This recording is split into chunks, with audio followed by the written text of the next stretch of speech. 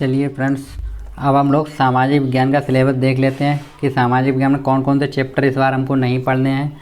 तो सिलेबस देखने से पहले उससे पहले अगर आप मेरे चैनल पर नए हैं और चैनल को सब्सक्राइब नहीं किया है तो चैनल को सब्सक्राइब कर लें, लाइक करें और बेल आइकन को प्रेस कर लें। तो चलिए हम लोग देखते हैं कौन कौन से सब्जेक्ट काटे गए हैं। ठीक है, तो इतिहास के अंत से जो बुक है सामाजिक विज्ञान में, एक इतिहास नाम से है। ठीक, उससे हम तो जो चैप्टर 4 था औद्योगिकीकरण का युग। ठीक है, इस चैप्टर से ये फिनिश किए गए। नंबर 1 औद्योगिक क्रांति से पहले एवं औद्योगिक परिवर्तन की गति, ये चैप्टर को कट कर दिया गया है। नंबर 2 उपनिवेशों में औद्योगिकीकरण, इसको भी हटा दिया गया है। नंबर 3 में प्रारंभिक उद्यमी और कामगार, ये चैप्टर हटा दिया गया है। नंबर 4 औद्योगिक विकास का अनूठापन हटा दिया गया है। ठीक है, नंबर 5 वस्तुओं के बाजार के लिए, इस चैप्टर को भी हटा दिया। तो आप लोग बुक में टिक कर लें। ठीक है, बुक में टिक कर लेंगे तो आप लोगों को हमेशा याद रहेगा ये। ठीक है, चलिए आगे देखते हैं हम लोग। आगे है मेरे पास मुद्रा संस्कृति एवं आधुनिक विश्व। इसमें आपसे यूरोप में मुद्रण का इतिहास हटा दिया गया है और 19वीं सदी में भारत में प्रेस का विकास हटा दिया गया है। ठीक है, राजनीति, सार्वजनिक विवाद एवं मुद्रण संस्कृति में संबंध, ये हटा दिया गया। ठीक है, भूगोल से क्या क्या हटाया गया है, भूगोल के अंत से विनिर्माण उद्योग हटा दिया गया, इसमें प्रकार थे वो हटा दिए गए। अब स्थिति हटा दिया गया, वितरण, ठीक है, केवल मानचित्र पर। राष्ट्रीय अर्थव्यवस्था में उद्योगों का योगदान, ठीक है, औद्योगिक प्रदूषण एवं पर्यावरण निम्नीकरण, ठीक है, ये हटा दिया गया। उसके बाद नागरिक शस्त्र से क्या हटाया गया है, राजनीतिक दल वाला चैप्टर था उसको हटा दिया गया। प्रतियोगिता एवं प्रतिवाद, संघर्ष में राजनीतिक दलों की क्या भूमिका थी, हटा दिया गया। भारत में प्रमुख राष्ट्रीय एवं क्षेत्रीय दल कौन कौन से हैं, ये हटा दिया गया इस बार। ठीक है, अर्थशास्त्र से क्या हटाया गया है, अर्थशास्त्र से हटाया मुद्रा तथा साख।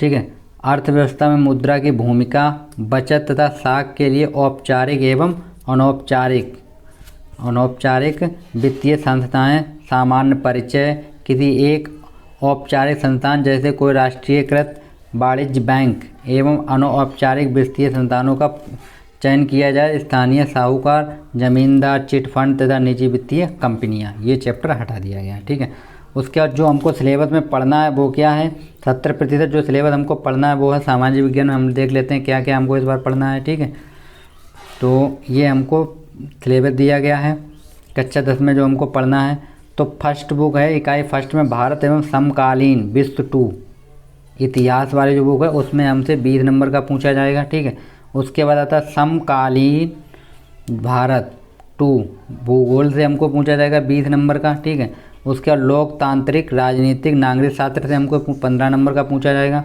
आर्थिक विकास की समझ अर्थशास्त्र से हमसे 15 नंबर का पूछा जाएगा। टोटल कितने नंबर का हो जाएगा, 70 नंबर का। प्रोजेक्ट कार्य कितने का होगा, 30 नंबर का। टोटल योग होगा 100 नंबर का। ठीक है, तो हम लोग एक एक करके देख लेते हैं इकाई फर्स्ट में क्या है, सेकंड, थर्ड, फोर्थ में। ठीक है, तो इकाई जो फर्स्ट है इतिहास, इकाई फर्स्ट क्या है, इतिहास दी गई है। भारत एवं समकालीन विश्व खंड खा। ठीक है, इसमें से क्या क्या पढ़ना है हमको 20 नंबर में, घटनाएं एवं प्रक्रियाएं पढ़नी है। चैप्टर का नाम है यूरोप में राष्ट्रवाद का उदय।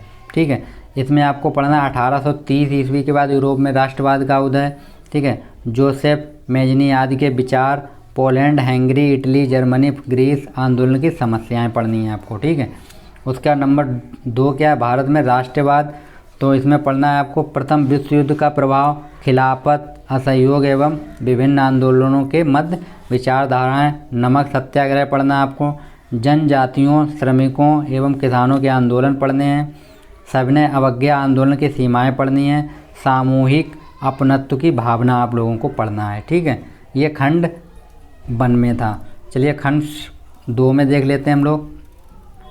खंड 2 में आपको पढ़ना है जीविका, अर्थव्यवस्था एवं समाज के बारे में है ये। ठीक है, इसमें 6 नंबर का पूछा जाएगा।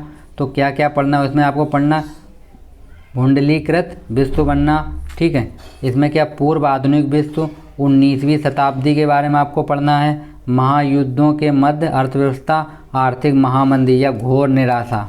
ठीक है, विश्व अर्थव्यवस्था का निर्माण, ठीक है, वैश्वीकरण या की शुरुआत जो थी वो पढ़ना है। उसके बाद हमको मानचित्र पढ़ना है, ठीक है, मानचित्र भरना होगा, ठीक है, कैसे भरा जाता है वो आप लोग देख लीजिएगा।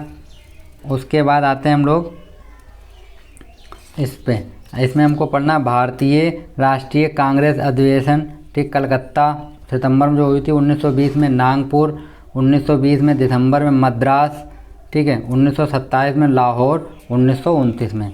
नंबर 2 में क्या, भारतीय राष्ट्रीय आंदोलन के महत्वपूर्ण केंद्र सहयोग आंदोलन एवं सविनय अवज्ञा आंदोलन। जैसे नंबर 1 चंपारण बिहार में, ठीक है, नील की खेती करने के किसानों का आंदोलन था। नंबर 2 खेड़ा गुजरात में है, किसान सत्याग्रह। नंबर 3 है अहमदाबाद, ये गुजरात में, सूती मिल श्रमिकों का सत्याग्रह। नंबर 4 अमृतसर पंजाब, जलियांवाला बाग है, ठीक है, जलियांवाला बाग कांड हुआ था यहाँ पे। उसके बाद नंबर 5 में है चोरा चोरी, उत्तर प्रदेश में होता असहयोग आंदोलन का उद्घोष। नंबर 6 दांडी यात्रा जो हुई थी गुजरात में, सविनय अवज्ञा आंदोलन के, ठीक है, तो इससे क्वेश्चन पूछे जाएंगे। तो उसके बाद आता है मेरे पास समकालीन भारत 2, ठीक है, तो समकालीन भारत 2 में हम लोग देख लेते हैं क्या क्या है। इसमें आपको पढ़ना है संसाधन एवं विकास, इसमें आपको पढ़ने हैं प्रकार, पढ़ने हैं प्राकृतिक मानवीय, पढ़ना संशोधन नियोजन की आवश्यकता, प्राकृतिक संसाधन, एक संसाधन में भूमि, ठीक है, मिट्टी के प्रकार, वितरण, भू उपयोग के प्रारूप में परिवर्तन, ये आप लोगों को पढ़ना है, आप लोग देख लीजिएगा। नंबर 2 में आपको वन एवं वन जीवन संसाधन पढ़ना है। भारत में वनस्पति जगत एवं प्राणी जगत, भारत में वन एवं वन जीवनों का संरक्षण, समुदाय एवं वन संरक्षण, ये आपको पढ़ना है, ठीक है। नंबर 3 संसाधन पढ़ना है आपको, वितरण पढ़ना, उपयोग पढ़ना है, उद्देश्य परियोजनाएं पढ़नी है, ठीक है, जल दुर्बलता पढ़ना, संरक्षण एवं प्रबंधन पढ़ना है, ठीक है, ये आप लोग देख लीजिएगा। उसके बाद आप लोगों को क्या मिलेगा, ठीक है, निर्देश दिया गया यहाँ पे देखो, निर्देश के अध्याय वन एवं वन जीवन एवं जल संसाधन बोर्ड परीक्षा में नहीं आएंगे, ठीक है, ये जो एग्जाम में नहीं आएंगे, परंतु मानचित्र संबंधी प्रोजेक्ट में संबंधी कर मतलब जो प्रैक्टिकल होगा उसके लिए ये हैं, ठीक है, ये आपके एग्जाम में नहीं पूछे जाएंगे। उसके बाद नंबर 4 कृषि, कृषि के प्रकार, मुख्य फसलें, ये आप लोगों को पढ़नी है। नंबर इकाई 2 में आपको क्या पढ़ना है, खनिज तथा ऊर्जा संसाधन, इसमें आपको खनिजों के प्रकार पढ़ने हैं, वितरण पढ़ना है, खनिजों का उपयोग पढ़ना है, ठीक है, ये सब महत्व, ऊर्जा संसाधन, परंपरागत तथा गैर परंपरागत वितरण तथा उपयोग का संरक्षण, ये आपको पढ़ना है। राष्ट्रीय अर्थव्यवस्था की जीवन रेखाएं, संचार एवं परिवहन के साधनों का महत्व, व्यापार तथा पर्यटन, ये आपको पढ़ना है, ठीक है। मानचित्र में आपको क्या क्या करना है, मानचित्र में संसाधन एवं विकास, मृदाओं के प्रकारों की पहचान करनी है आपको, ठीक है, तो ये कुछ इस तरीके दिया जाएगा।